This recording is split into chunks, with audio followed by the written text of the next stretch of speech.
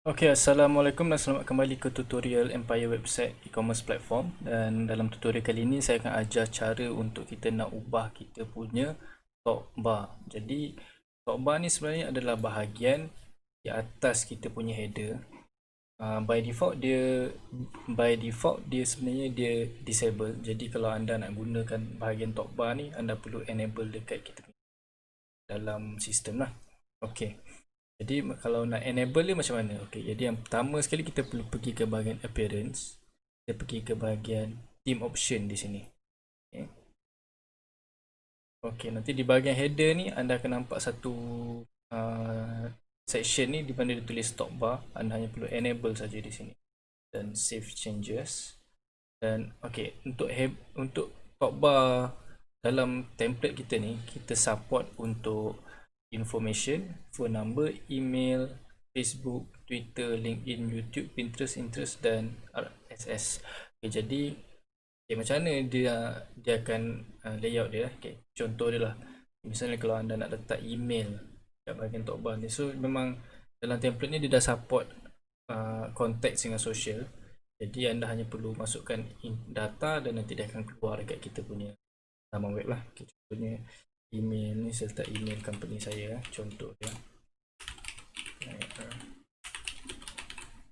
dan saya letak contoh Facebook. Save changes. Jadi apabila setelah anda save changes, dan kita akan dapat lihat perubahan dekat kita laman web, dia akan tambah satu lagi line di atas ni, dan dia akan tulis kita punya email dan juga kita punya dia di belah kanan. Jadi untuk tiga bahagian di atas ni, info, phone dengan email ni akan keluar kat belah kiri lah, dan bahagian yang lain social media ni semua akan keluar kat belah kanan. Jadi kiranya anda nak letak information lah, macam promo, saya letak sini promo sale sehingga 30 Jun dulu. Okey, dia akan keluar kat sini. Jadi untuk bahagian top bar ni dia hanya akan keluar di kita punya desktop view saja. Untuk mobile view dia akan auto hide lah, sebabkan mobile dia punya ruang lebih sempit, jadi kita tak nak terlalu makan banyak space sangat. Jadi dia hanya akan keluar di bahagian desktop saja.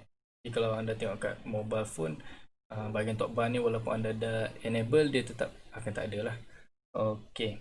Jadi itu saja untuk kita nak masukkan information, dan kiranya anda nak letak social media anda ataupun letak email dan contact number.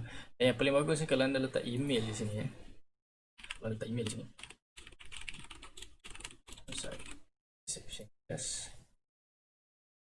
kalau anda letak email di sini, dia akan auto email bila customer klik di sini. Jadi bagus untuk anda nak letak support ataupun sebagainya. Dan kalau anda letak nombor telefon pun, dia akan direct call lah, daripada kalau let's say dia nak telefon awak, dia boleh terus telefon direct lah. Ok, itu saja untuk nak edit bahagian top bar, dan kita jumpa di tutorial yang lain.